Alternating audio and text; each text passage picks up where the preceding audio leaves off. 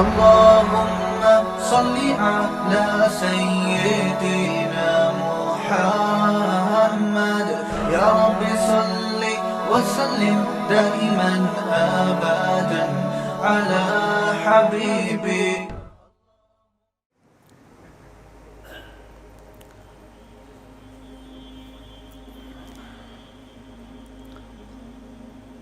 دیکھیں دنیا میں دو نظریات ہیں،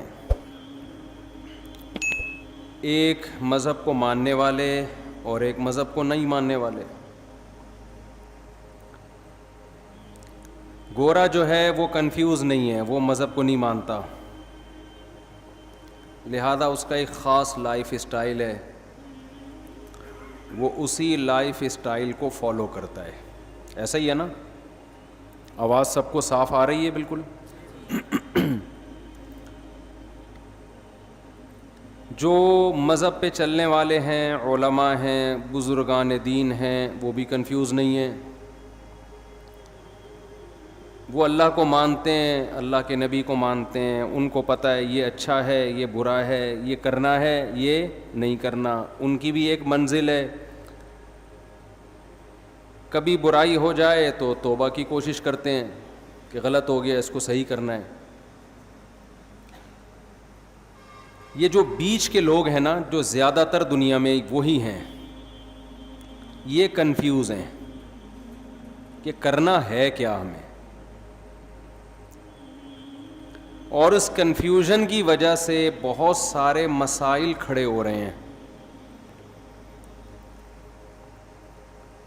میں اکثر اس کی ایک مثال دیتا ہوں کہ آپ کو گاڑی میں بٹھا دیا گیا اور آپ کو پتہ ہی نہ ہو کہ یہ بس جا کہاں رہی ہے، تو کبھی تو آپ کو خوشی ہوگی کہ شاید اچھی جگہ جا رہی ہو، کچھ دیر میں آپ پہ غم کے اثرات ہوں گے، یار پتہ نہیں کہاں جا رہا ہے. تو اس قسمہ پرسی کی حالت کو قرآن نے یعمہون سے تعبیر کیا ہے کہ جو لوگ مذہب کو مکمل فالو نہیں کرتے، یعمہون، وہ وادیوں میں حیران سرگردان گھومتے ہیں، بھٹکتے ہیں. تو آج کے انسانوں میں میجورٹی کی زندگی وہ بھٹکنے والی زندگی ہے، بھٹک رہے ہیں.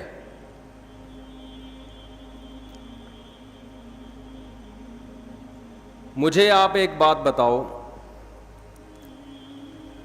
کہ کسی کام کی پلاننگ کام کرنے کے بعد کی جاتی ہے یا کام کرنے سے پہلے کی جاتی ہے؟ پہلے کی جاتی ہے نا.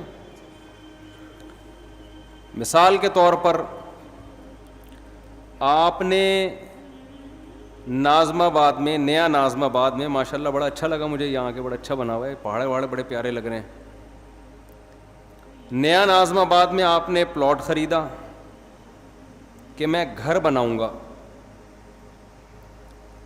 بغیر نقشے کے آپ نے اس میں گھر تعمیر کرنا شروع کر دیا. بنانے کا مقصد ہے اس میں بیوی بچے رہیں گے، یہی شریف لوگوں کا یہی مقصد ہوتا ہے. اب مزدوروں کو بلا کے آپ نے کہا یہاں دیوار کھڑی کر دو، یہ ایک کھانچا ایسا بنا دو، اور مقصد ہے بیگم کو خوش کرنا کہ میں اسے اچھا گھر بنا کے دوں گا، میری وائف خوش ہو جائے گی، بھائی آج آپ نے میرا دل خوش کر دیا، میرے مطلب کا گھر بنا دیا آپ نے. اس کی بنیادیں آپ نے ڈال دیں، سریا ڈال دیا، اب دیواریں کھڑی ہونا باقی ہیں. بنیاد مضبوط ہو گئی، بیگم صاحبہ کو آپ نے وزٹ کرایا، بیگم کو آپ نے بتایا یہ گھر ہے، اس نے کہا یہ کیا بن رہا ہے، آپ نے کہا یہ کچن ہے، اس نے کہا کچن تو یہاں ہونا ہی نہیں چاہیے. کچن کہاں ہونا چاہیے؟ کچن تو وہاں ہونا چاہیے.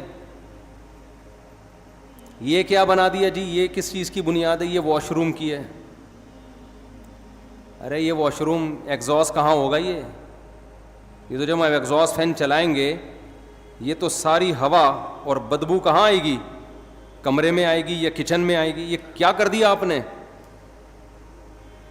یہ کیا بنایا آپ نے؟ یہ جو اتنا بڑا سا ہے یہ ہمارا بیڈ روم ہے. بھائی آپ نے ایسی جگہ بیڈ روم بنا دیا وینٹیلیشن کا کوئی انتظام ہی نہیں ہے. یہ آپ نے بائی دا وے بنایا کس کے لیے؟ آپ کہیں بیگم تمہارے لیے، تو کہے گی مجھ سے پوچھ تو لیتے نا ایک دفعہ. جس کے لیے بنا رہے ہو اس کو نقشہ دکھا کے ایک دفعہ پوچھ تو لیتے. آپ کہیں نقشہ تو میں نے بنایا ہی نہیں. نقشہ بنتا تو میں دکھاتا نا.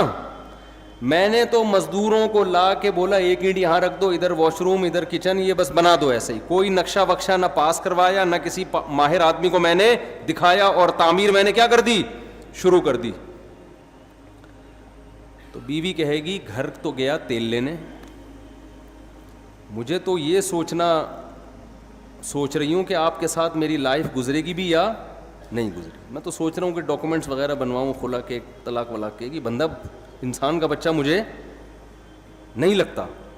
اتنا بڑا کام آپ کر رہے ہو اور بغیر پلاننگ کے، بغیر نقشہ پاس کیے، بغیر کسی ماہر سے مشورہ لیے دیواریں پینڈوؤں کی طرح لا کے رکھنا آپ نے شروع کر دی. کسی گاؤں میں تھوڑی کوئی گھر بن رہا ہے، تو نیا ناظم آباد میں بن رہا ہے. آپ نے نئے ناظم آباد کا وہ حشر کیا کہ ایسا حشر تو پرانے ناظم آباد کا نہیں ہے. بیڑا ہی غرق کر دیا. تو دنیا میں کوئی بھی عقل مند ہمیشہ کام سے پہلے پلاننگ کرتا ہے، کام کے بعد پلاننگ نہیں کرتا، کیونکہ اب پلاننگ کا ٹائم ختم ہو گیا. ہماری زندگی ایک عمارت کی طرح ہے. جب ہم پیدا ہوتے ہیں اس میں ہماری مرضی نہیں چلتی، ہمارے بنانے والا ہمیں جب چاہے وہ ہمیں زندگی کی نعمت سے نواز دیتا ہے. اس میں ہماری پلاننگ کا دخل نہیں ہے. اگر اللہ ہمیں اختیار دیتا نا کب پیدا ہونا ہے آپ نے، آپ بتاؤ کب پیدا ہونا چاہتے ہو، تو میں پلاننگ کر کے پیدا ہوتا. میں کہتا میں نبی کے دور میں پیدا ہوں گا اور مدینہ میں، اور تو ایسا ہی ہوتا نا. ہم میں سے کچھ لوگ کہتے کہ ہم نے، شکر ہے یار یہ شور بند ہوا. کچھ لوگ کہتے کہ ہم نے امریکہ میں پیدا ہونا ہے. میرا خیال ہے 99% لوگ پاکستان میں پیدا ہونے کے لیے پہلے آمادہ. یہ تو ہم پیدا ہو گئے تو بھگت رہے ہیں. یہ تو اللہ کی طرف سے ہمیں اس کے فائدے بھی ہیں. بہت سارے پاکستان میں نہیں پیدا ہوتے تو یہ اسٹائل سے بیان تھوڑی کر رہے ہوتے ہم، اور نہ آپ سن رہے ہوتے. تو کچھ فائدے بھی ہیں. خیر، پیدا ہم اپنی مرضی سے نہیں. کس نے پیدا کیا؟ اللہ نے. هل أتى على الإنسان حين من الدهر لم يكن شيئا مذكورا. اللہ کہتے ہیں بہت طویل عرصہ انسان پر، کروڑوں اربوں سال ایسے گزرے ہیں جب تمہارا کوئی وجود تھا ہی نہیں، کچھ بھی نہیں تھے. ہم نے اپنی قدرت سے تمہیں حیات دی ہے. کوئی ڈارون کے نظریے کی پیداوار نہیں ہے ہم لوگ کہ بندر سے ترقی کرتے کرتے انسان بن گئے. یہ بکواس ہے، فضول بات ہے. بندر کھربوں سال بعد بھی بندر کا بندر ہی رہے گا. وہ نہیں چینجنگ آئے گی اس میں. ایک لوہا کہیں پڑا ہوا کھربوں سال میں تیر یا کمان بن سکتا ہے وہ؟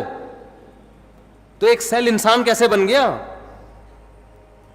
اور میں ڈارون مجھے ملا اکیلے میں اس سے کہوں گا کہ ہمارے آباء و اجداد اگر بندر تھے تو دم کہاں گئی ہماری؟ یا تو دم دو یا دم کے پیسے چاہیے ہمیں. چیز تم نے غائب کر دی یار، ایک پوری دم غائب کر دی اور اس کے پیسے بھی نہیں دے رہے. تو ڈارون نہیں بولا ہے نا کہ دم تھی غائب ہو گئی ہے.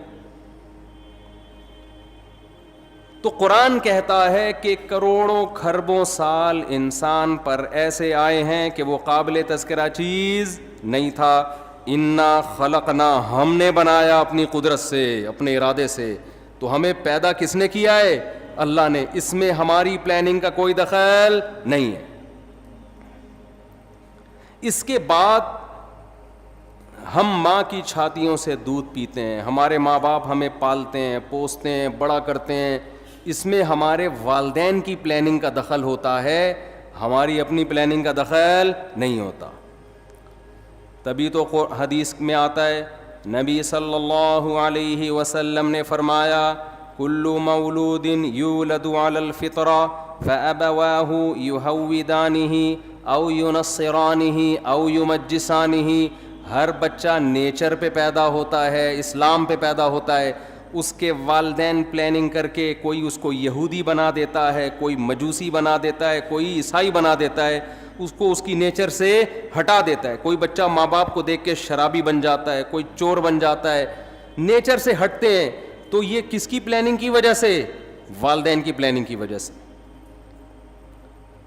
تو جب تک آپ بالغ نہیں ہوتے, آپ میں عقل و شعور نہیں پیدا ہوتا, آپ کی پلاننگ آپ کے والدین کر رہے ہوتے ہیں. یہ غلط پلاننگ بھی ہوتی ہے, صحیح پلاننگ بھی ہوتی ہے, اور بعض دفعہ کوئی پلاننگ سرے سے ہوتی نہیں ہے. کہتے ہیں بس پیدا ہو گئے, اب تمہاری مرضی, جو بننا ہے بن جاؤ اپنی ذمہ داری پہ.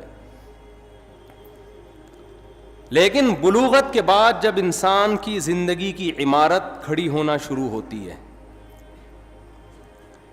نبی صلی اللہ علیہ وسلم نے فرمایا, بچے کے پیٹ, ماں کے پیٹ میں جب بچے میں جان ڈالی جاتی ہے تو فرشتہ ماں کے رحم میں, ماں کے پیٹ میں جاتا ہے اور اس کی تقدیر لکھتا ہے کہ یہ کتنے سال, کتنے دن, کتنے مہینے, کتنے ہفتے, کتنے گھنٹے, کتنے منٹ اور کتنے سیکنڈ زندہ رہے گا. سمجھ میں آ رہی ہے بات کہ نہیں آ رہی ہے؟ یہ پلاننگ بھی کس نے کر دی؟ یہ ہماری پلاننگ نہیں. اب میرے اور آپ میں سے ہر شخص کے بارے میں یہ لکھا ہوا ہے. کس نے 96 سال, ملکہ الزبتھ کے بارے میں لکھا ہوا تھا 96 سال سے پہلے اس کا انا للہ بولو نہیں ہو. 96 سال میں جائے گی یہ دنیا سے. دنیا کی ایسی حاکم سمجھی جاتی ہے جس نے طویل دور حکومت کا دیکھا. تو اللہ نے اس کی ماں کے پیٹ میں فرشتے کے ذریعے کیا لکھوایا کہ یہ 96 سال, اس کی جو موت ہوگی سن 2022 میں اور سپٹمبر کے مہینے میں فلاں تاریخ فلاں سیکنڈ. مائیکل جیکسن کے بارے میں لکھ دیا تھا کہ ان کے ارادے تو 100 سال سے زیادہ زندہ رہنے کے ہوں گے, یہ جراثیم سے ایسے بچیں گے جیسے ہماری حکومت کرپشن سے بچتی ہے. معذرت کے ساتھ الٹا ہو گیا, یعنی یہ جراثیم سے مائیکل جیکسن نے جتنا زندہ رہنے کی کوشش کی ہے نا, ایڑی چوٹی کا زور لگایا ہے, اتنا زور آج کل دنیا میں کوئی لگا سکتا نہیں ہے, اور نہ کسی کے پاس اتنے وسائل ہوتے ہیں. دیکھو میں اور آپ بھی زندہ رہنے کی کوشش کرتے ہیں. ہم کیا کر لیں گے؟ صبح تھوڑا سا جاگنگ کر لیں گے, کولیسٹرول لیول, لپڈ پروفائل کا ٹیسٹ کروا لیں گے, بھائی اتنا کولیسٹرول ہے, ہارٹ بیٹ تھوڑی چیک کروا لیں گے. اس سے زیادہ تھوڑی کوشش. کھائیں گے تو وہی پراٹھے, وہی انڈے پراٹھے پھوڑیں گے, وہی گھی چربی اور وہی سب اوٹ پٹانگ چیزیں, گٹکے, پان, تمباکو, سگریٹ. مرنے لگیں گے, تھوڑا چیک اپ کرائیں گے ڈاکٹر صاحب. اس سے زیادہ کوئی کوشش کرتا ہے ہم میں؟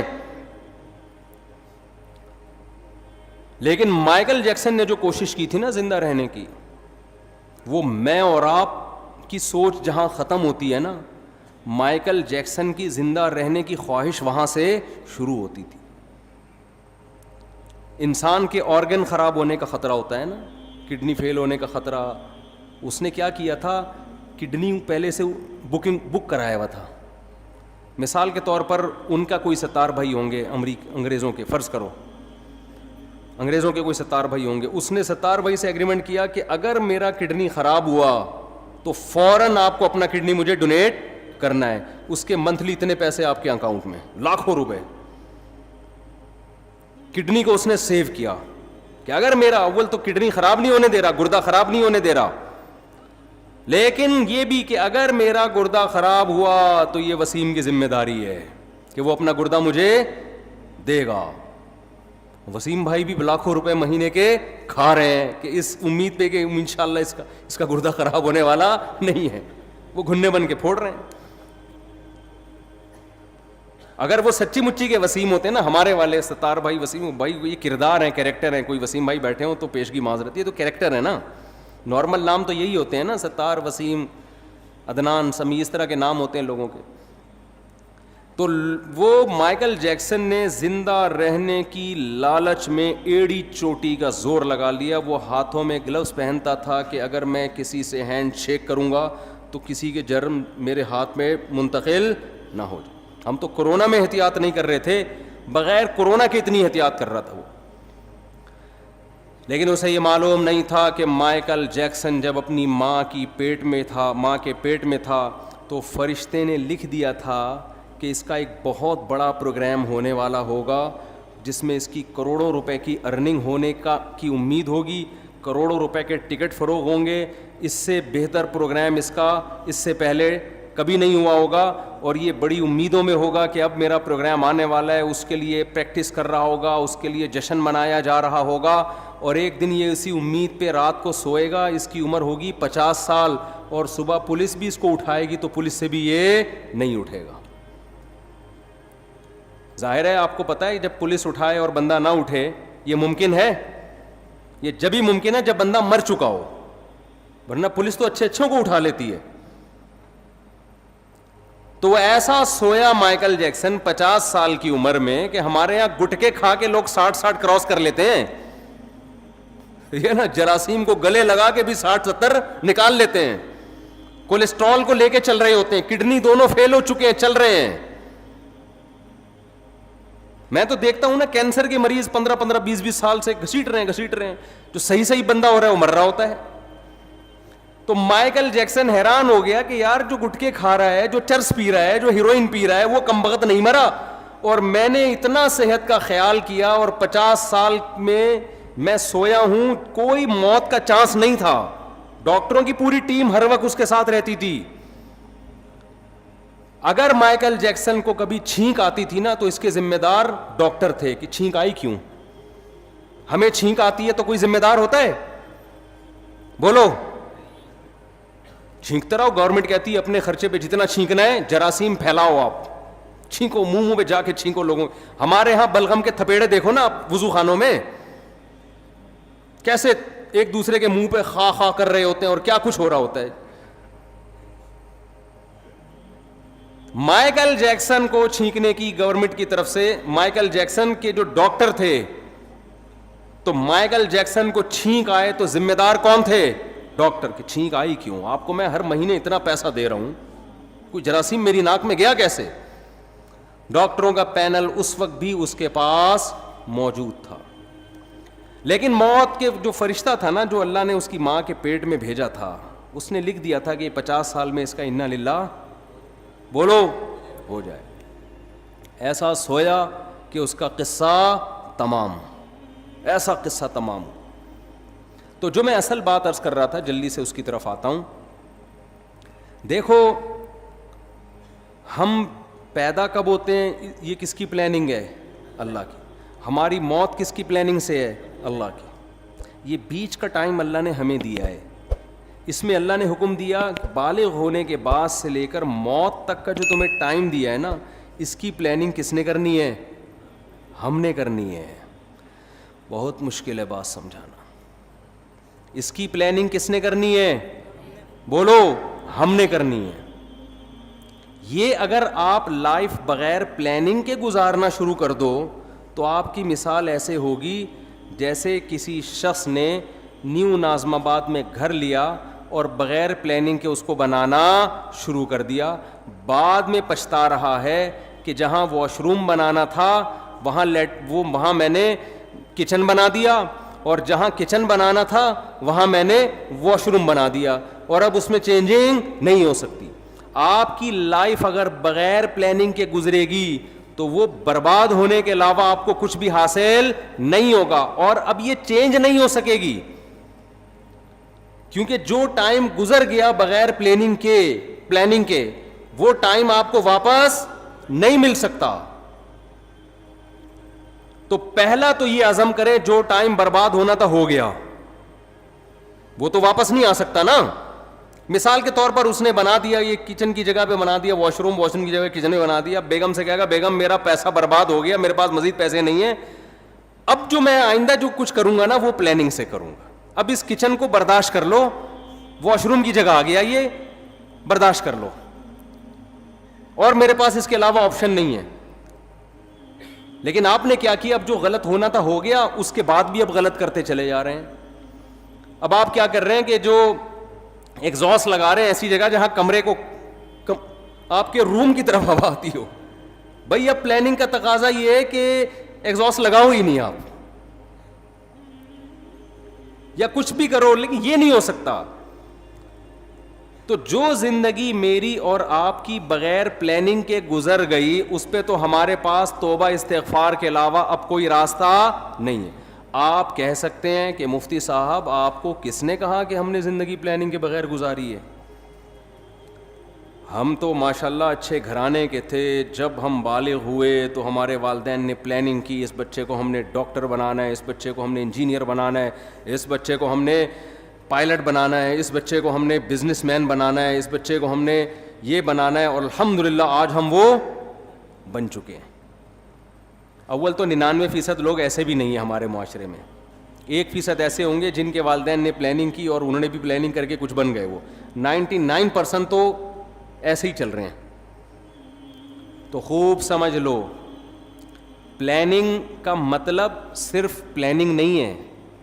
کامیاب پلاننگ یہ ہوتی ہے کہ آپ کوئی بھی تعمیر کھڑی کر رہے ہیں تو اس کا مقصد پہلے آپ سامنے رکھتے ہیں, اس پرپس کو دیکھ کے جب آپ نقشہ بناتے ہیں اس نقشے کو پلاننگ کہا جائے گا. مثال کے طور پر آپ نے نیو ناظم آباد میں وائف کو خوش کرنے کے لیے پلاٹ خرید کے اس پہ گھر بنانا شروع کیا, لیکن گھر کی شکل کی جو آپ نے پلاننگ کی وہ کسی پرچون کی دکان کی لگ رہی ہے پلاننگ. سمجھ میں آ رہی ہے بات کہ نہیں آ رہی ہے؟ میرے خیال ہے تھک گئے ہیں آپ لوگ. آپ نے گھر بنایا پلاننگ سے, بیگم کہہ رہی ہے یہ کیا ہے؟ آپ کہیں یہ بڑا سا ہال بنا دیا میں نے, بہت بڑا. اتنا بڑا ہال بنانے کی ضرورت کیا تھی؟ باقی کمروں کی تو جگہ بچی نہیں. آپ کہہ رہے ہیں باقی کمروں کا کیا کرنا ہے, ایک ہال کافی ہے ہمارے لیے. وہ کہے گی نہیں مجھے لگتا ہے آپ نے بغیر پلاننگ کے بنایا. آپ کہتے ہیں نہیں میں نے پلاننگ کی تھی, میں نے اس کی پلاننگ کی ہے کہ اس میں اگر کہیں بھی کسی کو گودام کی ضرورت پڑتی ہے نا تو سارا مال اس کمرے میں اتارے گا وہ. تو پلاننگ تو کی ہے آپ نے یقیناً, لیکن یہ گودام کی پلاننگ ہے, یہ گھر کی پلاننگ بولو نہیں. تو میں اور آپ پلاننگ تو کر رہے ہیں فیوچر کی, اول تو بہت سے لوگ کر ہی نہیں رہے. ہمارے یہاں تو الحمدللہ کوئی پلاننگ ہوتی نہیں ہے. زیادہ تر لوگ جو پلاننگ کر رہے ہیں نا اپنی زندگی کی, ان کو یہی نہیں پتا کہ ہماری زندگی کا مقصد کیا ہے. لہذا کوئی پلاننگ کر رہا ہے میں بہت بڑا تاجر بنوں گا, کوئی پلاننگ کر رہا ہے میں بہت بڑا ڈاکٹر بنوں گا, کوئی پلاننگ کر رہا ہے میں بہت بڑا سیاستدان بنوں گا.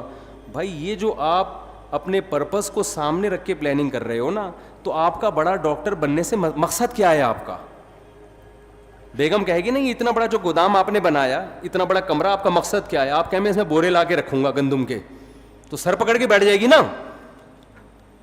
کہ یہ نیو ناظم آباد آپ کو گودام بنانے کے لیے یہ بنایا بلڈر نے.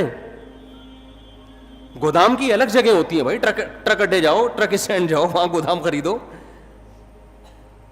تو غلط پلاننگ کو پلاننگ بولو نہیں کہا جاتا. اب میں جلدی سے بات کی طرف آتا ہوں جو میں سمجھانا چاہتا ہوں آپ لوگوں کو. بعض دفعہ بات مختصر ہوتی ہے, اس کی تمہید ذرا لمبی ہو جاتی ہے. دیکھو اگر ہم کافر ہیں, اللہ نہ کرے غیر مسلم ہیں, تو ہمیں اپنی زندگی کا مقصد تلاش کرنے کی ضرورت بولو نہیں ہے. پھر ہم جس چیز کو چاہیں ہدف بنائیں, اس کو سامنے رکھ کر اپنی لائف کی پلاننگ کریں. جیسے انگریز ایک ہدف متعین کرتا ہے مجھے یہ بننا ہے, ان کے ہاں یہ بھی ہدف ہوتا ہے کہ میں نے ماؤنٹ ایوریسٹ کی چوٹی پہ چڑھنا ہے. پوری زندگی کا ان کا ٹارگٹ ہی یہی ہوتا ہے کہ میں نے کیا کرنا ہے, میں نے ماؤنٹ ایوریسٹ کی چوٹی سردیوں میں عبور کرنی ہے. تو کئی سال وہ اسی پلاننگ کے تحت اپنی باڈی کو بناتے رہتے ہیں. یہ ان کا ہدف ہے. اگر کوئی چڑھ جائے اس پہاڑی پر, کامیاب ہو گیا, نہیں چڑھ سکے تو کیا کہتے ہیں, ناکام ہو گیا. بناتے ہیں کہ میں نے میڈیکل سائنس کی فیلڈ میں ترقی کرنی ہے, بعض کہتے ہیں میں نے بہترین سائنٹسٹ بننا ہے. ہم یہ دیکھتے ہیں کہ جو لوگ مذہب کو نہیں مانتے ان کا ایک ہدف ہوتا ہے. اصل بات جو میں عرض کر رہا ہوں, جب تک آپ کے سامنے اپنی لائف کا ہدف نہیں ہوگا کہ میرا اس زندگی سے مقصد کیا ہے, اس وقت تک آپ اپنی زندگی کو پلان نہیں کر سکتے. آپ کی زندگی بے ڈھنگی ہوگی. اب مقصد کیا ہونا چاہیے؟ ایک مقصد ہے کافر کا، غیر مسلم کا.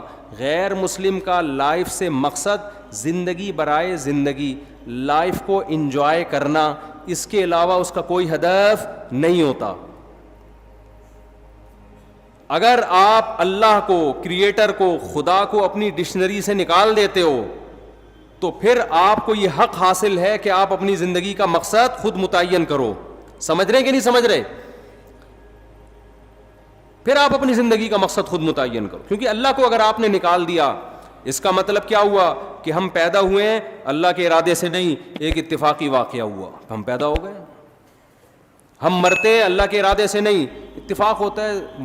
ان ہی الا حیاتنا الدنیا نموت ونحیا وما یہلکنا الا الدہر. نبی کے دور میں جو ایتھیسٹ تھے وہ کہتے تھے کہ یہ دنیا کی زندگی ہے جس میں ہم مرتے بھی ہیں جیتے بھی ہیں، یہ خدا کے تصرفات نہیں ہیں، یہ زمانے کے تصرفات ہیں. زمانے میں ہوتا ہے موت بھی ہے، زندگی بھی ہے، اور پھل پھول بھی پیدا ہوتے ہیں، کوئی خوشی کی زندگی، کوئی غم کی زندگی. تو اگر میرے اور آپ کا بھی خدا نخواستہ یہ نظریہ ہے تو میرے بھائی ہمیں پھر اپنی زندگی کا ہدف تلاش کرنے کی ضرورت، خدا سے پوچھنے کی ضرورت نہیں ہے. پھر ہماری مرضی ہم جس چیز کو ہدف بنا لیں. کیا خیال ہے؟ غلط تو نہیں کہہ رہا میں؟ پھر ہماری مرضی، پھر میں خود فیصلہ کروں گا میں نے کیا بننا ہے،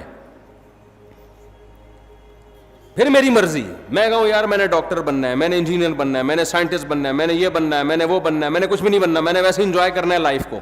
بعض لوگوں کا یہ ہوتا ہے کچھ بھی نہیں بننا، انجوائے کرنا ہے بس. وہ میں ایک چٹکلا اکثر سناتا ہوں نا، آپ لوگ نئے ناظم آباد کے نئے لوگ ہیں.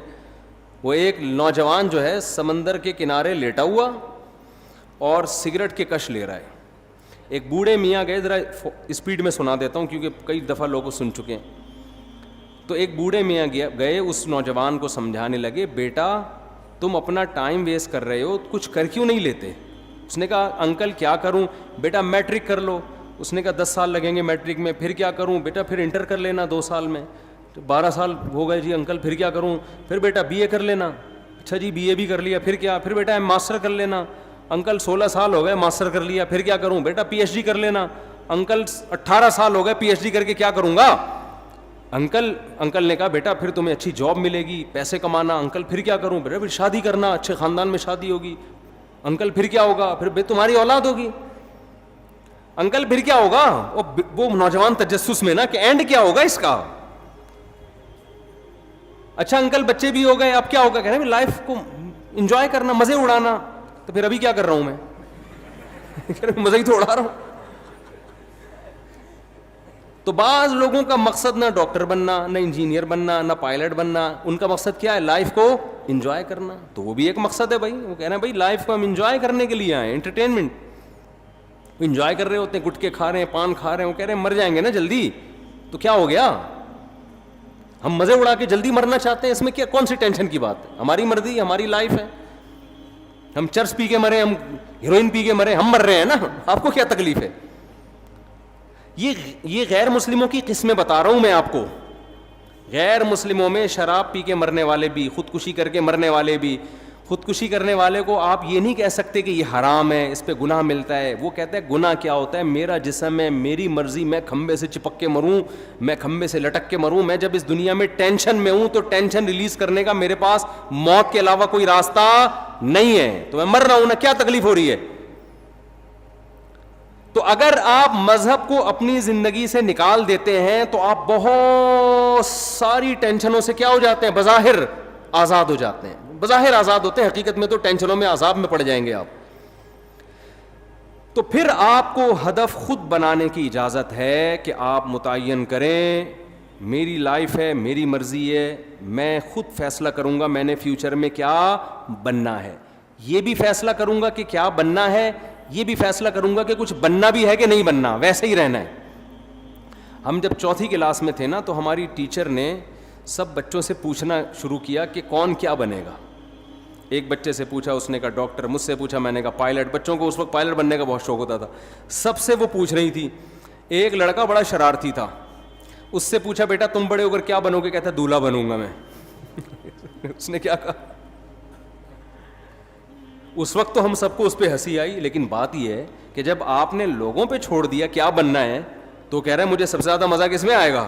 دولہا بننے میں. میں دولہا ہی بنوں گا, میرا ہدف ہی دولہا بننا ہے. اس وقت تو یہ بات ہمیں سمجھ میں نہیں آتی تھی, لیکن جب ہم آج 50 سال کے ایسے لڑکے دیکھ رہے ہیں نا جو دولہا بننے کی خواہش میں ترس رہے ہیں, جو دولہا بن ہی نہیں پا رہے بیچارے اپنی حرکتوں کی وجہ سے, تو پھر مجھے وہ یاد آتا ہے کہ یہ دولہا بھی خوش قسمت لوگ بنتے ہیں. اور خواتین کے ساتھ پیشگی معذرت, بار بار دولہا بننے کی سعادت یہ بہت ہی خوش قسمت لوگوں کو ملتی ہے. اللہ تعالیٰ حفاظت میں رکھے.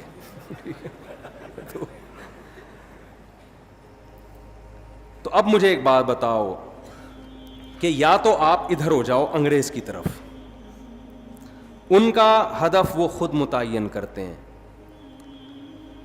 لیکن جو خدا کو ماننے والے ہیں, دیکھیں قرآن بہت ساری اہل ایمان کی جو علامت بیان کرتا ہے نا, اس میں بار بار یہ کہتا ہے کہ یہ علامتیں ان میں پائی جاتی ہیں جو اللہ پر اور آخرت کے دن پر ایمان رکھتے ہیں. ہمیں شروع میں یہ چیزیں سمجھ میں نہیں آتی تھیں, لیکن اب جب کمپیئر کر رہے ہیں نا دنیا کی قوموں سے, تو قرآن بار بار کہہ رہے ہیں جو اللہ کو مانتے ہیں وہ زنا نہیں کرتے, جو اللہ کو مانتے ہیں وہ رشتہ داری کو توڑتے نہیں ہیں. آج ہمیں گورے نظر آتے ہیں رشتہ داری توڑتے ہوئے, آج ہمیں گورے نظر آتے ہیں زنا کرتے ہوئے. جو اللہ کو مانتے ہیں وہ شراب نہیں پیتے, جو اللہ کو مانتے ہیں وہ سود نہیں کھاتے, جو اللہ کو مانتے ہیں وہ نماز پڑھتے ہیں.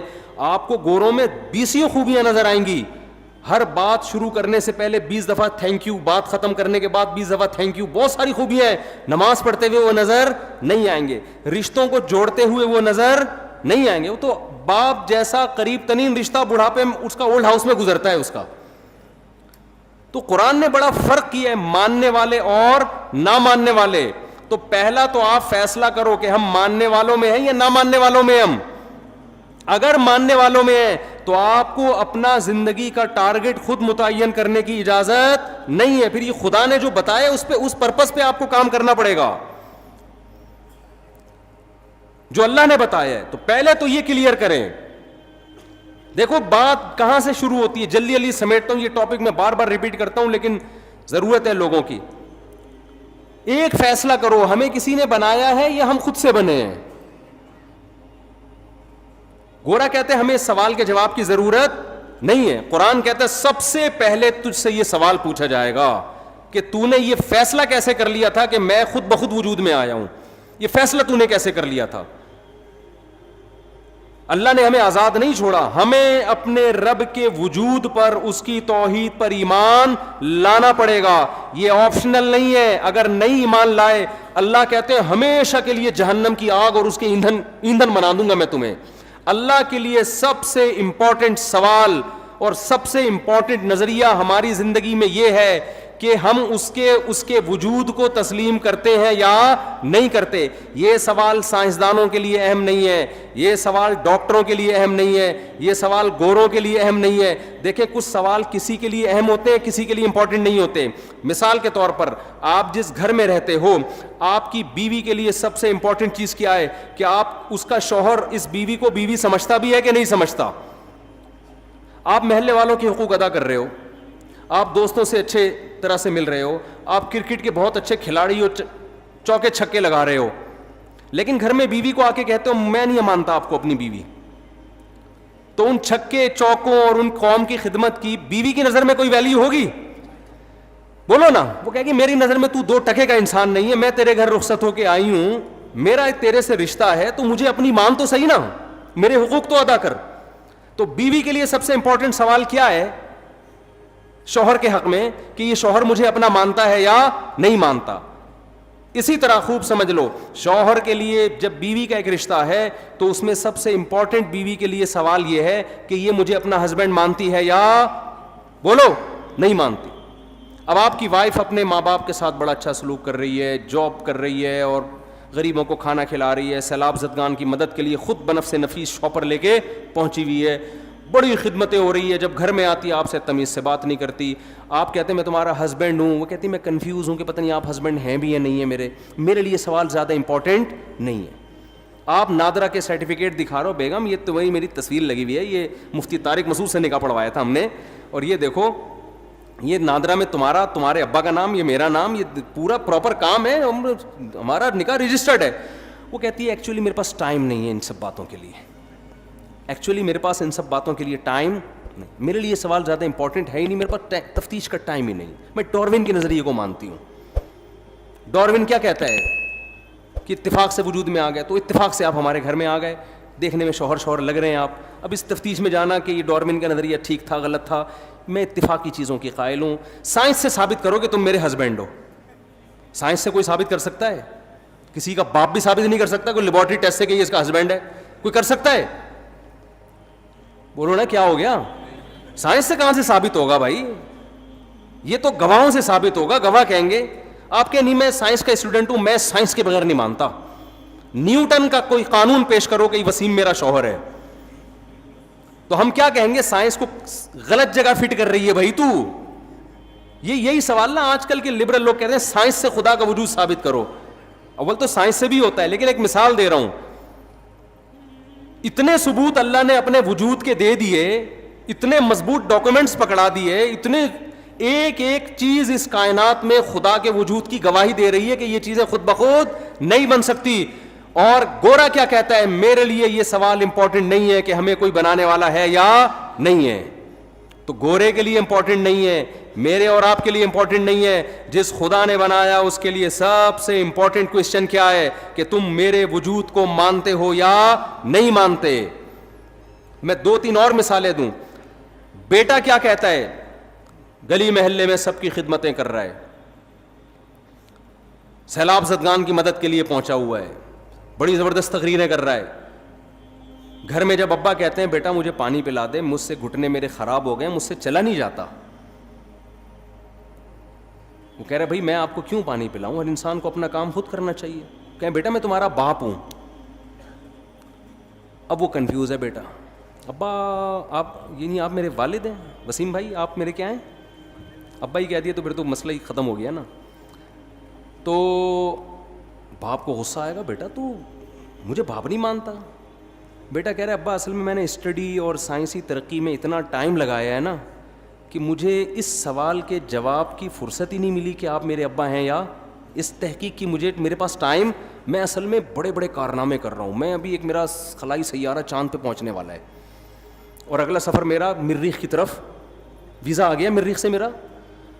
یہی ہوتا ہے نا آج کل لوگوں نے سائنسدانوں کو اپنا باپ بنا لیا ہے.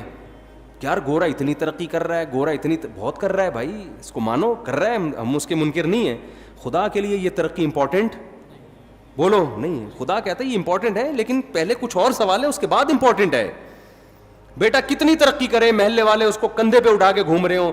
باپ کے ساتھ اگر وہ کہتا ہے میں کنفیوز ہوں کہ آپ میرے ابا بھی ہیں یا نہیں ہیں, ابا کہے گا مجھے سب سے امپورٹنٹ سوال میرے زندگی میں میرے لیے یہ ہے کہ تو مجھے مانتا ہے یا نہیں مانتا. جب تک اس کی تحقیق نہیں کر دیتا اس گھر میں تجھے گھسنے کی اجازت نہیں ہے. فوراً سزا دے کے نکالے گا, جائیداد سے آگ کرے گا اس کو. اب بیٹا بڑا لبرل تھا نا, وہ یونیورسٹی کا پڑھا ہوا, کہہ رہا ہے یار ابا غیر ذریعے وسیم صاحب, ابا تو نہیں کہہ رہا, غلطی سے نکل رہا ہے, یہ جو وسیم صاحب ہیں یہ ایک غیر ضروری سوال جو انسانیت کے لیے اتنا امپورٹنٹ سوال نہیں ہے. کیا ہو گیا اگر میں نے تفتیش نہیں کی, تحقیق نہیں کی, میں سیلاب زدگان کی مدد تو کر رہا ہوں نا, میں سائنس میں ترقی تو کر رہا ہوں نا. یہ ساری تقریر سے عوام متاثر ہوگی, باپ جس کا گھر ہے وہ متاثر بولو نہیں ہوگا, وہ نہیں متاثر ہوگا. تو یاد رکھو جو کریٹر ہے نا, جس نے ہمیں بنایا ہے, کاش یہ بات ہماری کھوپڑیوں میں بیٹھ جائے. آج اس ایجوکیشن نے ہمیں خدا کے قریب لانے کے بجائے خدا سے دور کر. ہم ایجوکیشن کے خلاف نہیں ہیں, خوب سمجھ لو, جتنی ایجوکیشن مسلمانوں میں ہے اس سے ڈبل کی ضرورت ہے, لیکن کچھ کانسیپٹ آپ کو کلیئر کرنا ضروری ہے. تو خدا کے لیے, ہمارے بنانے والے کے لیے, ہماری زندگی میں سب سے امپورٹنٹ سوال کیا ہے کہ تم مجھے مانتے ہو یا نہیں مانتے. اللہ کہتے ہیں فیصلہ کرو میری نشانیوں میں غور کر کے, میں نے اتنے ڈاکومنٹس رکھ دیے ہیں کہ تمہیں مجھے ماننا پڑے گا. نو کا آپشن میں نے کیا کر دیا ہے, ختم. ملیشیا میں ایک آدمی مجھے ملا, میں نے اس کو کہا تم خدا کو مانتے ہو؟ اس نے کہا میں فری تھنکر ہوں. میں یہ فرسٹ ٹائم میں نے یہ ٹرم سنی تھی, میں نے کہا یہ کیا ہوتا ہے؟ اس نے کہا میں نہ تو مانتا ہوں نہ میں نہیں مانتا. ایک تو ہوتا ہے نا خدا کو نہیں مانتا, وہ کہہ رہے میں بس فری تھنکر, یعنی کولیسٹرول فری آئل ہوتے ہیں نا, ہوتے نہیں ہیں وہ, لیکن لکھا ہوا ہوتا ہے. ہمارے یہاں وہ انڈیا سے جب وہ بند ہوا ہے نا, وہ ابے نندن کا کیس ہوا تھا, تو انڈیا والوں نے دھمکی دی تھی کہ ہم تمہارا ٹماٹر بند کر دیں گے. ٹماٹر انڈیا سے آتا تھا, تو ہمارے یہاں لوگوں نے یوٹیوب پہ ویڈیو بنا کے ڈالی, ہمارے یہاں تو ٹومیٹو کیچپ میں ٹماٹر نہیں ڈلتا یار, تم ہمارا ٹماٹر بند کر کے کیا نقصان کرو گے. تو جن ڈبوں پہ کولیسٹرول فری لکھا ہوا ہوتا ہے نا, ان ڈبوں کو فری کرانے کی ضرورت نہیں ہے. یہ لکھنے پر گورنمنٹ کی طرف سے کوئی پابندی نہیں ہے, کچھ بھی لکھ دو, کوئی بھی تصویر بنا دو. وہ پھلوں کے اس پہ جو جوس پہ ہوتے ہیں ان پہ پھلوں کے تصویریں ہوتی ہیں, وہ تصویریں ہی ہوتی ہیں. وہ ایک صاحب کہتے تھے میرے ابا حلیم کی دیگ بنا کے تقسیم کیا کرتے تھے, تو کیسے کرتے تھے, کہہ رہے ہیں حلیم میں اتنا چاول اتنے پانی ڈالا اور 40 کلو گوشت لکھ کے اس کی پرچی ڈال دی اندر. گوشت نہیں ڈلتا تھا. تو ہمارے یہاں تو حلیم ایسے بن جاتا ہے, اسی سے ذائقہ آ جائے گا بھائی. تو فری تھنکر, اس نے کہا میری کوئی تھنکنگ نہیں ہے. کیا مطلب, آپ اتنے اہم سوال کو سوچنے کے لیے تیار ہو ہی نہیں. کیوں نہیں تیار ہو؟ اس لیے کہ جب آپ نے سوچ لیا نا یہ میرے ابا ہیں, تو ایک طویل سوالات کا سلسلہ شروع ہو جائے گا. آپ نے جو آپ کی وائف گھر میں رہتی ہے, آپ نے اگر مان لیا کہ یہ میری وائف ہے, تو جان چھوٹے گی نہیں, بلکہ کیا ہوگی, پھنسے گی جان آپ کی. اس لیے جو فری تھنکر ہے وہ کہتا ہے ایکچولی میرے لیے سوال امپورٹنٹ ہے ہی نہیں کہ تم میری وائف ہو یا نہیں, مجھے اس تحقیق کی چندہ ضرورت نہیں ہے, تم بھی لائف کو انجوائے کرو, مجھے بھی انجوائے کرنے دو. یہ ہوتا ہے فری تھنکر. تو انسان ایک دوسرے کے حقوق میں تو ایسا نہیں کرتا. بیگم کو آپ بول کے تو دکھاؤ مجھے پتہ ہی نہیں, میں کنفیوز ہوں, تو آ جائیں گے آپ کے سالے والے پکڑنے کے لیے آپ کو. لیکن خدا نے چونکہ عذاب آخرت میں رکھا ہے, دنیا میں اللہ عذاب نہیں دیتا, کیونکہ یہ دارالامتحان ہے, ایگزامینیشن ہال ہے. رزلٹ ایگزامینیشن ہال میں اناؤنس نہیں ہوتا, رزلٹ ہمیشہ ایگزامینیشن ہال سے نکلنے کے بعد اناؤنس ہوتا ہے. قرآن بار بار کہتا ہے وَلَا تَحْسَبَنَّ اللَّهَ غَافِلًا عَمَّا يَعْمَلُ الظَّالِمُونَ, ظالم لوگ جو کچھ کر رہے ہیں, اے لوگوں ان پر عذاب نہیں آتا, تو اللہ کو ان سے ہرگز غافل مت سمجھو. انما یؤخرہم لیوم, اللہ ظالم کو مہلت دے رہا ہے ایک ایسے دن کے لیے, تشخص فیہ الابصار, جس دن آنکھیں پھٹی کی پھٹی رہ جائیں گی, آنکھیں کھلی کی کھلی رہ جائیں گی, حیرت کے مارے, خوف کے مارے. تو اللہ چونکہ عذاب نہیں دیتا, لہذا اللہ کے بارے میں کہ وہ ہے یا نہیں ہے, اس میں انسان کیا ہو رہا ہے کہ میرے پاس سوچنے کا ٹائم نہیں ہے. تو اللہ نے اپنے وجود کے کروڑوں دلائل رکھ دیے.